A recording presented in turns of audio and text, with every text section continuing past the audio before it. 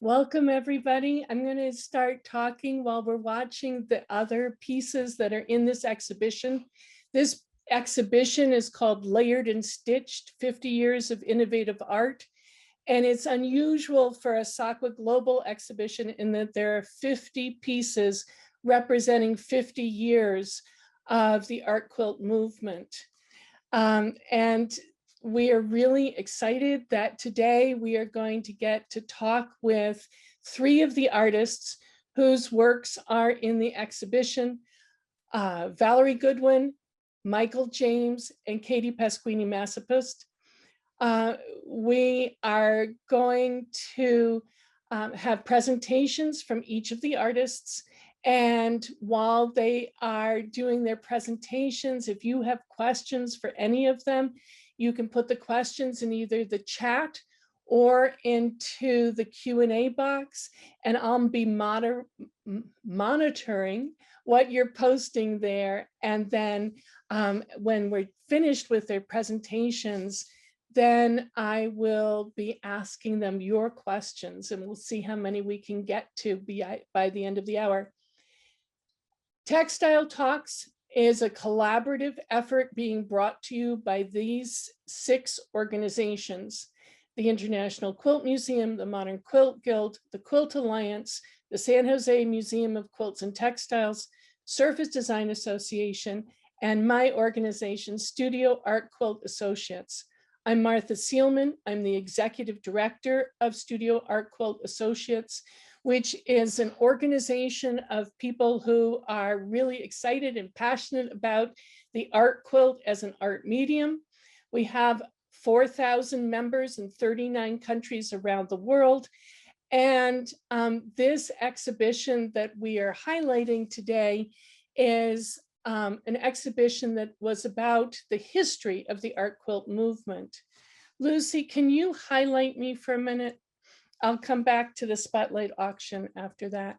I just wanted to tell you a little bit about this exhibition because it's a little bit different. Usually when SAQA does an exhibition, our exhibition committee, which is made up of volunteers, comes up with a theme.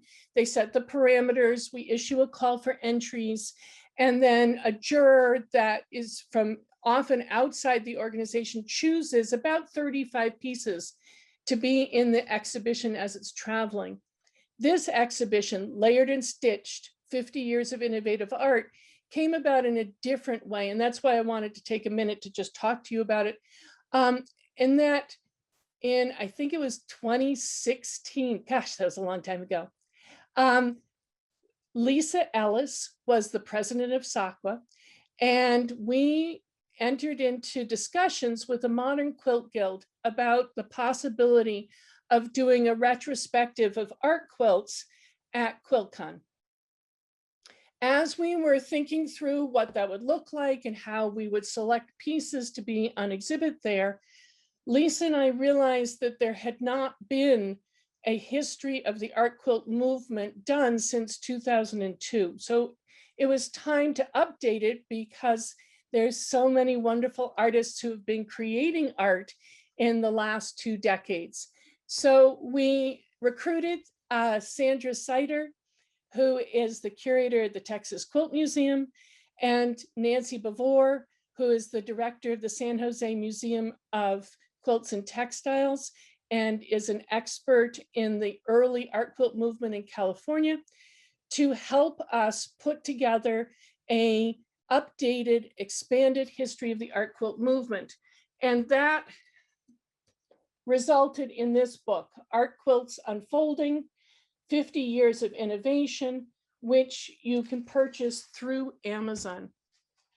There are 400 art quilts in the book, and that required a lot of effort to winnow down all of the wonderful art into sort of like the greatest hits. We then wanted to do a traveling exhibition that would introduce more people to the wonderful art that's being created and has been created over now the last 60 years. And so we put together 50 pieces for the original 50 years that we were looking at, that would premiere at Houston, which it did in 2019, and then travel. Of course, last year it got shut down. This year it will start traveling again, and it will be on view at the San Jose Museum of Quilts and Textiles for several months starting in October. And it will also travel to the Dairy Barn Art Center in Athens, Ohio, and the International Quilt Museum in Lincoln, Nebraska. It was an amazing experience to get to see these 50 amazing pieces of art in Houston together. In Houston, they were able to be organized somewhat chronologically, so you could see how the art form evolved over time. And as our three artists talk about their art today, you'll get to see a little bit of their personal evolution over several decades of creating art quilts. Before we get started, I just want to do a quick plug. And Lucy, if you want to put the slide back up, that SAQA is currently running a fundraiser, our spotlight auction. These small, beautiful art quilts are all up for bid, some for as low as $20.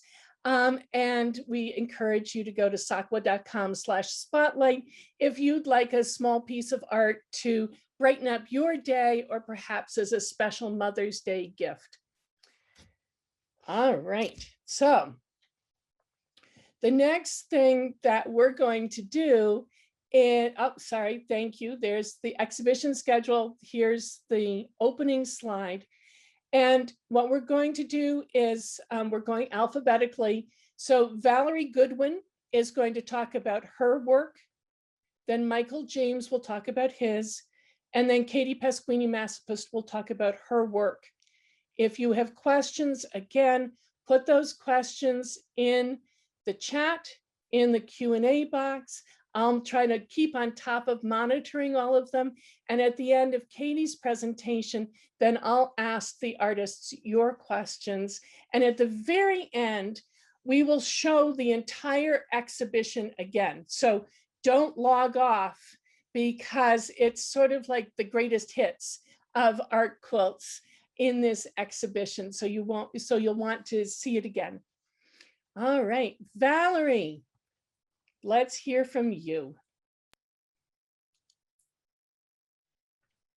Hello, Martha. Hello, everybody. And thank you so much for including me in this fabulous exhibit. So my name is Valerie Goodwin, and I hail from Tallahassee, Florida. And I have been exploring quilting since 1998. And what I thought I would do is to share with you some information about the piece that is in the current exhibit. And I thought I'd talk to you about what I'm doing now in terms of content and subject matter.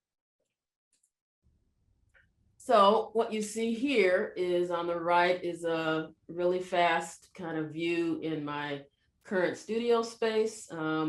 About a couple of years ago, we combined 2 bedrooms to make this kind of, I call it my bowling alley studio space. And that's where I'm talking to you right now. And then on the left side is kind of a little view of the latest piece that I made this summer. So I just retired. I retired in August of last year. And I have been sort of phasing myself into being a full-time fiber art teacher as well as an artist. So let me start by talking about the piece that's in the exhibit. And it's called African Burial Ground number 2. And it tells a really powerful story. And it tells the story of an African graveyard that was found in the 1990s in Lower Manhattan. A developer was building a skyscraper, and he went down a couple layers below the top sidewalk layer in New York City. And he went down to the layer that included sort of the sidewalks and some of the artifacts and buildings from the 1700s. And what he discovered was an old slave burial ground. And these are some of the artifacts that were uncovered. There was a lawsuit because the developer did not want to stop construction. And fortunately, archaeologists were able to go down and uncover the remains of 400 men, women, and children of African descent. And interestingly enough, sadly enough, nearly half of the those that were uncovered were under the age of 12. Valerie, And- I'm going to interrupt you for just a minute.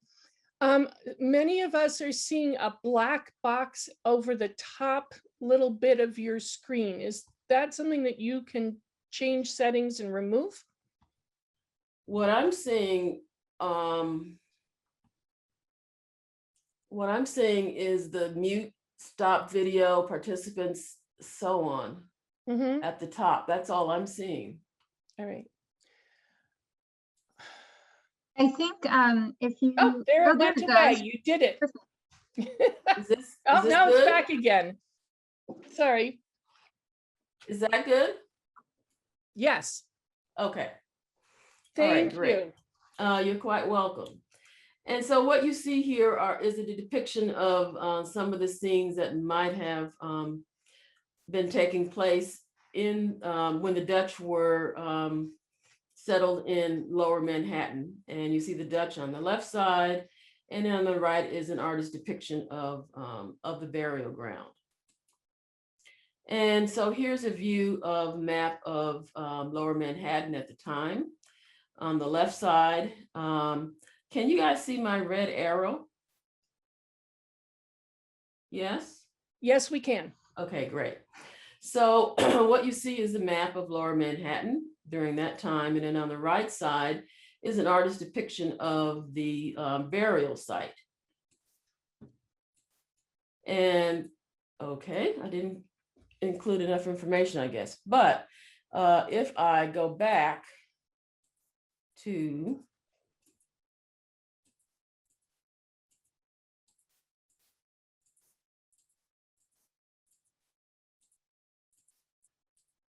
okay, so if I go back here, on the left side is a view of Lower Manhattan in the 1700s.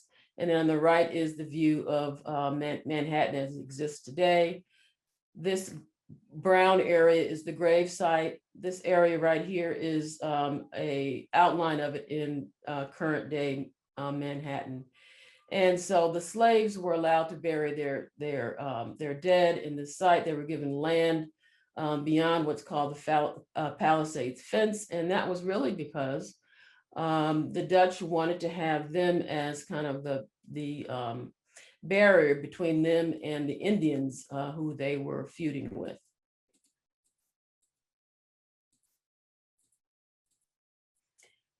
Currently, just in terms of technique, I have been exploring the use of the laser cutter in my work. Let me just show you like a little clip of it in action. And so it's got a box that's got a laser beam that comes out of the bottom. And I figured out a way to cut map line files using the laser cutter. And I have also tested over 30 fabrics to figure out which ones test the best. And so that's the technique that I've been exploring lately, and it's led me to use materials in my work in a different way. So here's a view of the fabric sitting on the laser cutter bed after it's done cutting these map lines. Here is the machine itself. This is the machine that I had access to when I was not retired. It's got a laser cutting bed that's 28 inches by 40 inches wide. And you just lay the fabric down, you send the file to the machine, and then it proceeds to cut. Since I've retired, I don't have as much access to this equipment. So a couple of weeks ago, I bought the Glowforge laser cutter. And I'm just going to show you just a second of it. This is Glowforge. I'm not trying to make this a commercial, but this is a home laser cutter machine that I now have in my current studio. And so when I learned to use the laser cutter, I practiced a lot on paper. I made certain patterns, three-dimensional objects, and so on.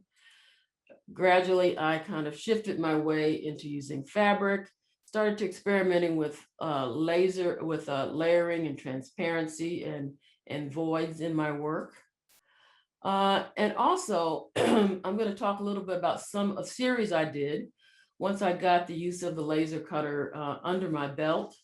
And at the time, I had a thesis student who was looking at the history of collage. And what he found out was that there is one type of sort of principle of collage is called recontextualization. And that's where you take two things and you kind of merge two unexpected things into one setting to get a new take on things. And so I decided I would try that with my maps. And what you see on the left side is a map of waterway between Hong Kong and Hong Kong Island right here.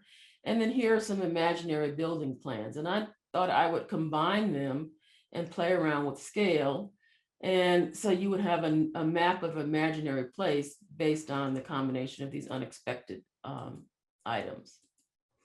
And so this is a collage I made sort of testing my idea. And then this is the final piece that I created. And this was in the Visions exhibit. And what you see is the orange is the waterway. What you see, the black lines are the map lines in that area of Hong Kong.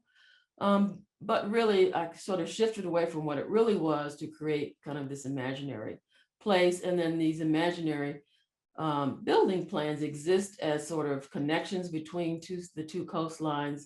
And they also sort of read as, I think of them reading as kind of an island in between the two pieces of land. Here's a detail of one of the pieces.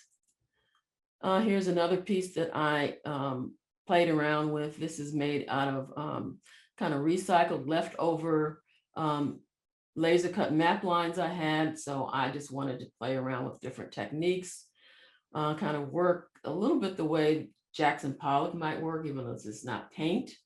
And so this is called mapped abstractions. Here's a detail of it. And then this is the piece that is going to be in the upcoming Quilt National exhibit. It's called Corrupt Connections. And this is a map of Washington, D.C. And within the context of Washington, D.C., I've embedded maps of various questionable foreign entities that have sort of infiltrated their way into the mapscape of Washington, D.C. And I think that's probably all I need to say about this piece. And here's kind of a blow up of that. Right now, I'm working on a commission for the Kennedy Douglas Center for the Arts in Florence, Alabama, which is actually where I was born. And I'm really proud to be able to make this piece. And so it's really stems from this quote: "Then the coffle, like a giant serpent uncoiled onto Duke Street and marched west out of town and into a momentous event, a blanketed out saga, an unremembered epic." And I think of this as the Trail of Tears. And what this piece is about is, so the piece is going to be in a cotton museum. And the piece documents the role of the Indian Trail of Tears and the sort of overlapping event of the Slave Trail of Tears. All of these people were moved across the country so that the landowners in the Deep South could, number one, take the land owned by the Indians, so they were moved west, and then slaves were moved from the Upper South to the Deep South to grow the cotton. And this is the concept sketch. And this piece is going to be 8 feet wide or by about 3 foot 6 inches tall.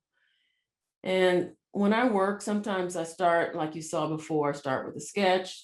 I go back and forth between digital media. In this case, this is Photoshop. This is a map of the Slave Trail of Tears. Here's the map of the Indian Trail of Tears. And here is a little maquette that I'm working on that I'm going to send to the client at the end of the week. so we can connect. Valerie Goodwin Art, and thank you very much. Thank you, Valerie. Michael, you're up next. Okie dokie. Wait a minute. Here we go. Share. And then full view. Hello, everyone. Greetings from Nebraska. I found this vintage postcard kind of amusing because it's old enough that the annual migration of the Sandhill cranes, which arguably is probably the most significant event in the natural world here in Nebraska, isn't indicated at all, and it occurs right around Kearney along the Platte River. And in fact, now that I say that, I noticed that the Platte River isn't even mentioned on this vintage postcard. So anyway, we have a lot of interesting things in Nebraska, not least the annual migration of the Sandhill cranes. The photograph was taken last August by a friend of mine, artist photographer named Michael Farrell, who decided several months into the pandemic that he wanted to do something with the situation of isolation that all of us found ourselves in. And he had been looking at old family photographs from daguerreotypes to early 20th century photographs, and decided that he would take his large format historics camera out of its case and invite friends and strangers, anybody who wanted to take him up on the invitation to come to his backyard where he had set up an outdoor studio and be recorded as a sort of documentation of individuals at that moment in time. And as probably was the case with many of you, Come As You Are became the 24/7 kind of fashion kind of guideline, and he specified that we should do that. So I came as my most curmudgeonly self. There you are. This is my studio. On the left, it's as it was for most of last year, because for most of 2020, I had just retired from my day job at the university, and I took an hiatus from studio work and focused on writing, and specifically a memoir. And that took me through most of the year. But late in the year, for reasons that I'll explain later, I decided to open up the studio part of my finished basement and proceed with studio work, which has now taken over, so that the memoir is now on hiatus, and I'm completely absorbed in long days in the studio once again. I'm speaking to you from that cubbyhole on the left, where the little library where all my books are. And thinking about what I'd show you and what kinds of reflections I'd share with you, I decided I'd keep my statements very general, but talk about some of the things that have been consistent in my work over the last nearly 50 years. And precision and I guess precision and perfection, the two crosses that I've had to bear through much of my career, and in fact through much of my life. And those aspects of my work have been pretty consistent through all this time. I don't know what it is, but it's just in my nature to want things to fit, to want this to follow that exactly. And that has been a sort of foundation, at least from a technical standpoint, for everything that I've done over the course of my visual arts career. And even though at times I tried to bust out of the constraints that perfectionism imposed on me, it was difficult to do it. And one of the mechanisms I tried to kind of exploit to help me figure out ways to free myself a little from the burdens of getting seams to match exactly was to try to interpret music and musical themes in my work. And that has driven quite a number of series over the years, including some of the quilts that embraced this piece, bourrée, which refers to a historic dance form, and is the piece that is in the touring SAQA exhibition. I've always focused on sort of exploring all of the aspects of an idea. Once I had the idea, I try to approach it from as many different angles as possible. And that has always driven the work. And almost inevitably, I reach a point with whatever tendency I'm working with in a given time frame, that I feel that I've exhausted the possibilities for that particular, those particular types of renderings, and that tends to push me on to something new. In the last 19 years, since 2001, I've worked exclusively, almost exclusively, with digitally developed and digitally printed fabrics. And I continue to work with those fabrics, although the access to this cutting edge technology that was afforded to me by my connection to the university ended with my retirement, when not only I retired, but we retired the second of two digital textile printers that the department owned over the last 19 years. And digital textile printers, like all printers, have a kind of fixed lifespan, and it isn't a human lifespan. By the time they're 10 or 11 or 12 years old, they're pretty much considered dinosaurs. There was no one else in the department who was interested in keeping it running and using it. So it went to inventory, which was probably a piece of the reason why I didn't do any work last year, because I wasn't sure I would even proceed with that digital direction that I had been working in. But lo and behold, I recently returned to designing fabrics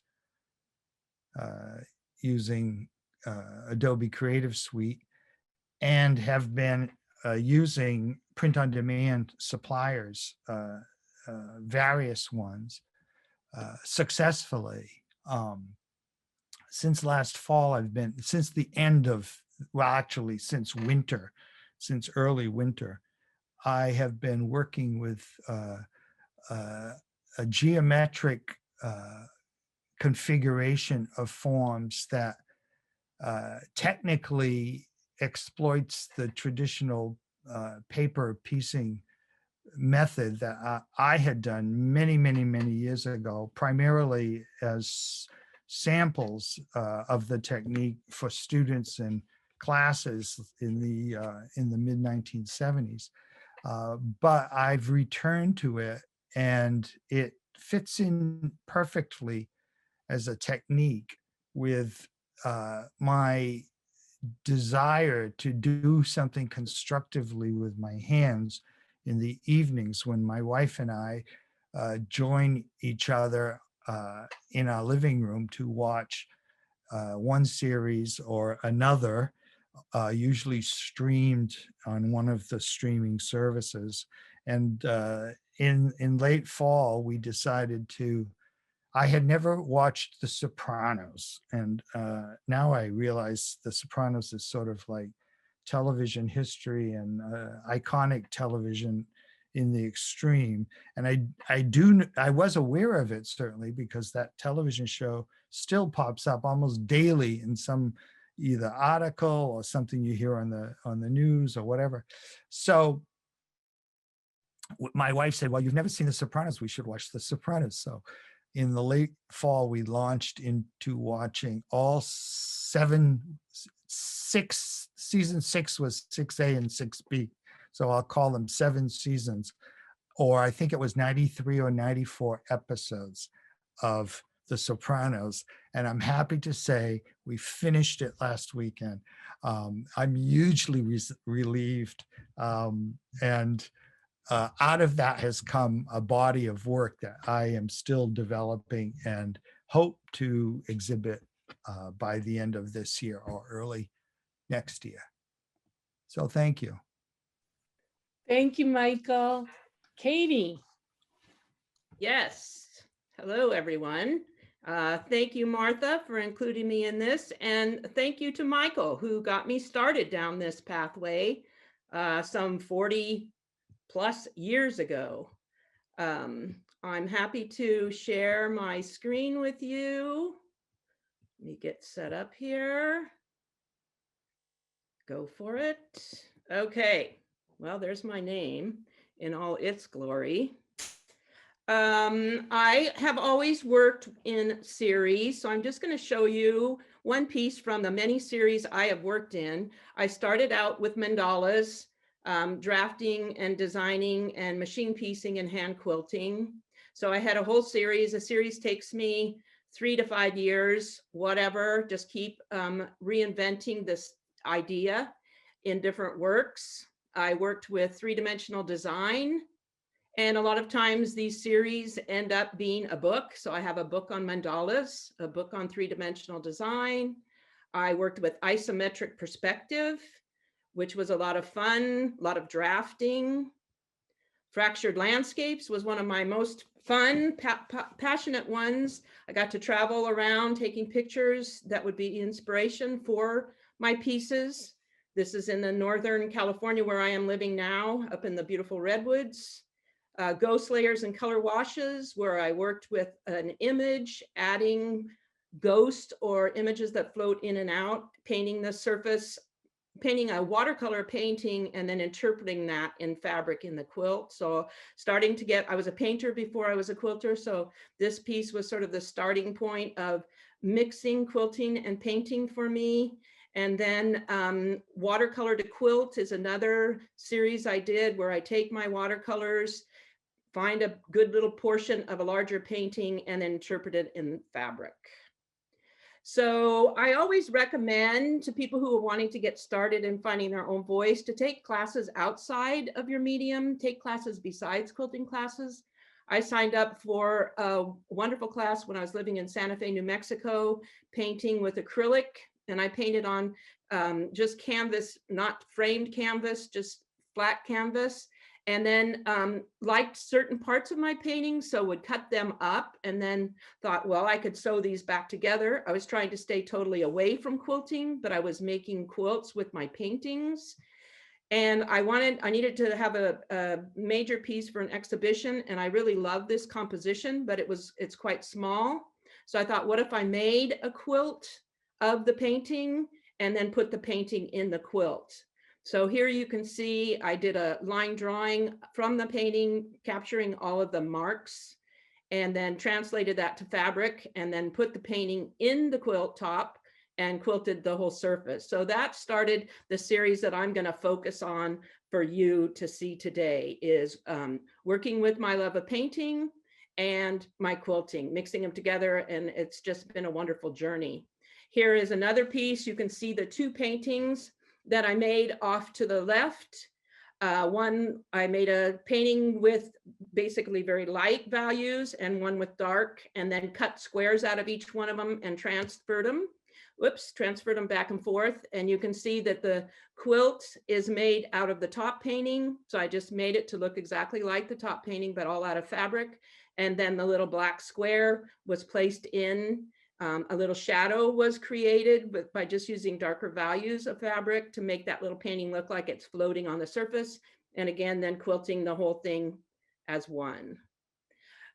You can see the painting, 3 paintings were created. I work about 22 by 28 inch canvas flat, paint them and then cut them up. Well, I had a hard time figuring out how to cut these paintings up to make a new construction, a new composition. I really like the white painting as itself. So I used that, made that as a quilt, and in the yellow and black portions of that painting, I inserted the yellow and black actual paintings in there. So it's a combination of the two.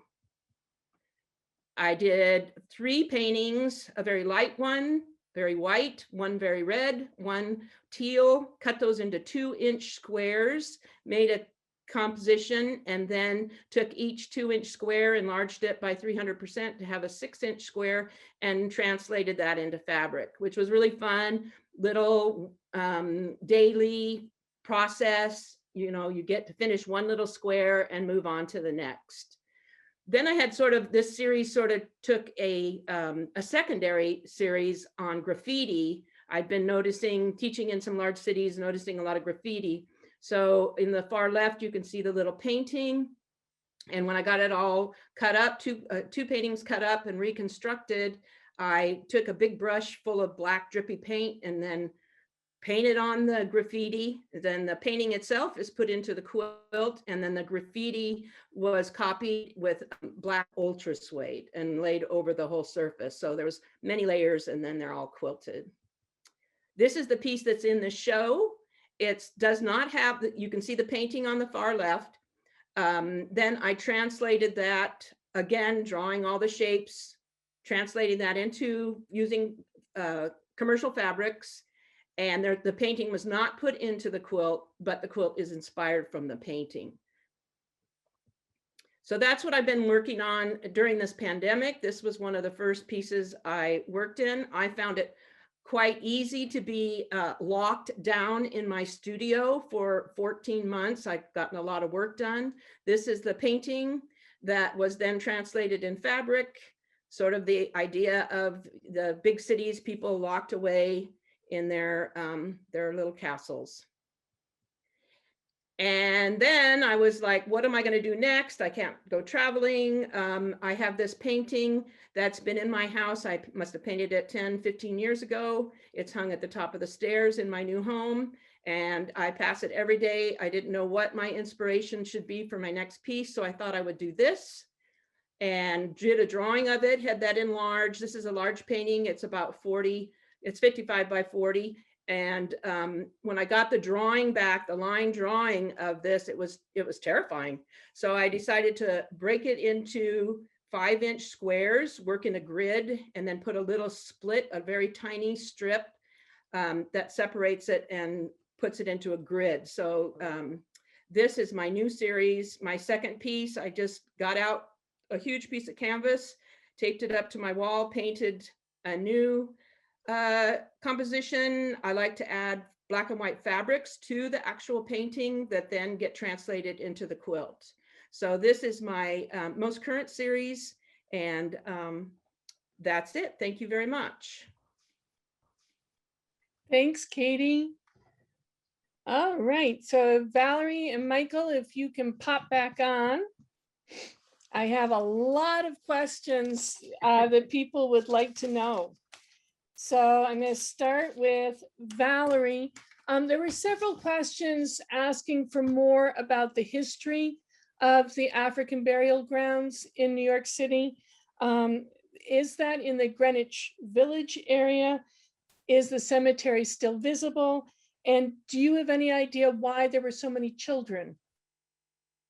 Well, I don't know if it's in Greenwich Village. All I know is it's in Lower Manhattan. So that may or may not be true. What's the other question?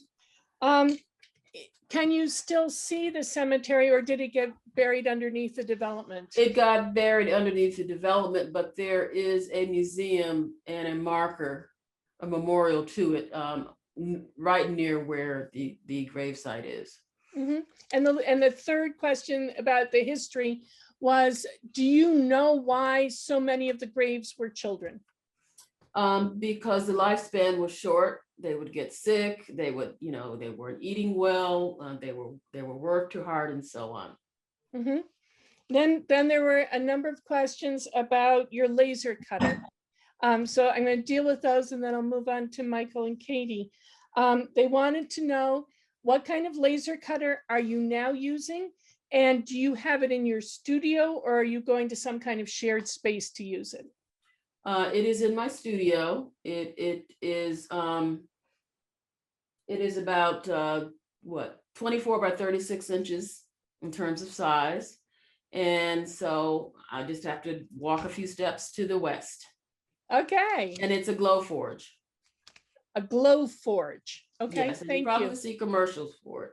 All right. One of the comments, Michael, was how interesting it is that both you and Valerie have a parallel in that you both recently retired. And by retiring, you no longer had access to the really big, expensive equipment that working for universities had afforded you. And so you had to reinvent yourselves and figure out how to make that work. Then after that comment, there were a couple questions. One was about your printing.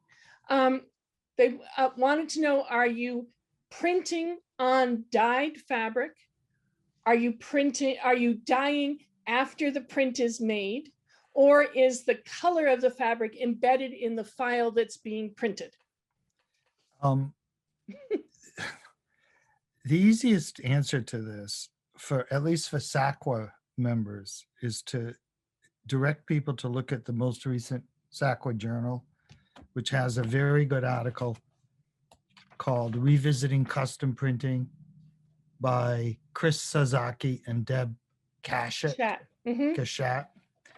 And it's a very well-researched article, and they list looks like 7 print-on-demand printers, maybe more, maybe 8, but anyway. And I actually, this fell in my lap at precisely the moment I needed it. And so I was already aware of Spoonflower because some of my graduate students had used Spoonflower in the past when our own machine was on the fritz or was needing maintenance, and they needed something quick. So I've actually now used 4 of these vendors, and I will probably try all of them in the course of the next year or so. And I would recommend that people do just that. You can just find print on demand online and read their terms. It's all reactive dyes on fabric. Most of these companies use dye sublimation, which is the process by which the image, the digital textile file, is transferred to a paper that is then heat pressed onto fabric. And all these companies sell all kinds of different fabric. I have all my stuff printed on cotton sateen. And one of these companies, the one called Fabric on Demand, actually printed on a twill. And I haven't yet pursued that with them because it was totally usable. But a twill weave is different from a satin weave, and I want a satin weave. So but they're all reactive dyes transferred, in this case, dye sub transfer to fabric. What I did prior to retiring was we printed with inkjet, just like your home inkjet printer. So the piezo head of the printer was spraying small dots of color onto the fabric. And these companies aren't using that kind of technology. At least the ones I've used are all using dye sublimation. Okay. It's probably more Katie? information than you need, but It's more than I need, but for those people who are also exploring this area, I'm sure that actually is very helpful, because you need to know all the technical details to get the results that you want.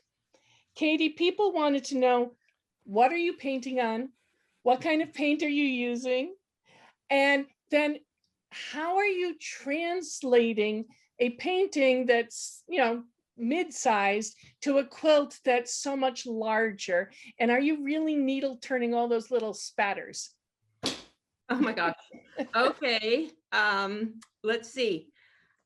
What am I painting on? I paint on 7-ounce canvas. It's the lightest canvas that I can find.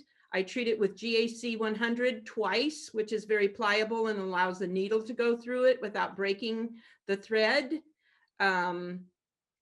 I forgot. How do you translate the painting to the much larger quilt? Okay, well, the painting is, I use acetate, lay it over the painting and do a clean line drawing of all the marks. I take that to a blueprint shop and have it blown up to the full size that I want to make the quilt. And then those little shapes are cut out as my templates. I turn the edge, not needle turn, I turn my edge with a stiletto spray starch and a hot iron over the enlarged pattern. And yeah, it's easy to quilt through because of the 7-ounce canvas, and I use golden acrylic fluid paint. I think I covered it all. I think you do too. All right, Valerie. There was also interest in what kind of material are you laser cutting that allows you to retain those very, very fine details and lines? That's a good question. So I found that natural fibers, especially those with the loose weave, do not cut well. They start to fray. So if I cut something like a Kona cotton, that usually cuts pretty well. I've even used sports nylon, I've used Evelon, but I always start by backing it with Misty Fuse, and that helps it to retain its stability. Mm-hmm. And then a much more, I don't know, serious conceptual question, which is for the commission that you are working on, which is combining historical narratives into one big visual message. Yeah. Would you care to talk about how your thought process has dealt with the problems or not problems of cultural appropriation? It's something that's been coming up a lot in SAQA discussions as we've been learning about Oceania artists and whether contemporary artists can use indigenous art in what they're creating, or indigenous art icons. And it came up from two different people. Sure. Sorry, go ahead. Well, I don't think I am engaging in any cultural appropriation. I'm trying to tell a story. Right. And I think that it's wrong when it robs the appropriated group of credit for whatever that thing is. And I think there's a fine line. I think people step timidly over it. Some people just step over it and they don't care. But you really have to ask yourself 3 questions. You have to ask yourself, why are you doing it? How are you appropriating that thing? And then you have to say, what is it? You have to understand what that thing is that you are using in your artwork. And I think, appropriation is something we see a lot in our culture, right? Because it's so easy just to appropriate things. So I think that's a question, yes, culturally, but it's a question, it's a wider question too. And I appreciate that question. Thank you. change of energy, Michael, somebody wants to know, how does The Sopranos relate to the patchwork that you're doing? Doesn't relate at all. Um, But no, yeah, the thing is, I can't, I've never in my whole entire life been able to just sit and watch television. I have to be doing something. So for many, many years, over the course of the 25 years that I spent as a studio maker before I took a day job with a university, very typically I made a trip to Blockbuster Video 2 or 3 times a week to get videos to play while I was quilting or sewing strips or whatever I happened to be doing.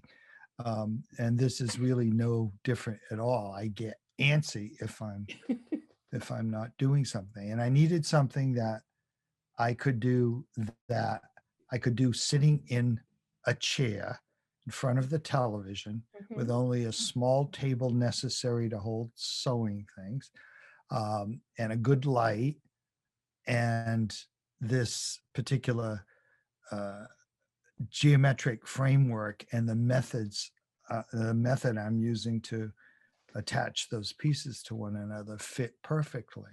And it also fit perfectly with my temperament, because it's totally obsessive compulsive, and it works. It works. That's for right. me. It works for me. Yeah. And then Katie, one of the things that's fascinating about your career is how you have changed from one approach to making art to another to another. So the question is, how do you know when it's time for a new direction? What is it that drives you to start trying something new? Well, generally, I exhaust the ideas I have in one series and feel that there is enough. I use what I learn while making for my teaching and my writings. A lot of times just a new idea comes up, something I see when I'm about my daily life. The latest rendition series is having no new inspiration, but an old painting that was on my wall. So there's not really a hard way or a fast way of saying, this is when I know it's done, I'm ready to move on. And I revisit series. My painting series, I go back, I go off in one direction, and then I feel like painting. So I start painting again and make a couple of quilts based on the painting series and move back and forth. So I'm not really stuck to any one thing, which gives me a lot of freedom. Thank you. I think that that's something that we all deal with. Michael certainly alluded to it, is, how do you know when it's time to start exploring in a different direction? And then quickly, because somebody asked what's behind Katie, is her stash. So we can all feel envious. Well, I have my niece is a Marie Kondo. If you know who Marie Kondo is, the big organizing woman, she is a Marie Kondo representative, and she came and saw my drawers when they were a mess, and it drove her crazy. So she organized this. There's actually an article about it in the AQS magazine, and all of these drawers are folded into uniform. Oh my gosh, it took forever. But it's keeping it this way, because I never want to have to do it again. So I put things up and put it back. So yeah, this I cannot imagine. Thank you all so much. For everybody out there, we're going to re-show the full exhibition. The music will cut out, but the images will keep going because there are 50 images, so it takes longer than the music. I want to really thank our sponsors, because doing these textile talks week after week after week costs a lot of money. We wouldn't be able to do it and offer it to everybody for free without the support of our sponsors. So please, if you have an opportunity, thank them for supporting this and making it possible. And if you have an opportunity, go to SAQA.com/spotlight and see about getting a small, beautiful piece of art to take home or to give to your mom on Mother's Day, which is coming up. So SAQA.com/spotlight, and stay on and see the whole exhibition. More information is on the website. And thank you so much for joining us today. Thank you. Thank you.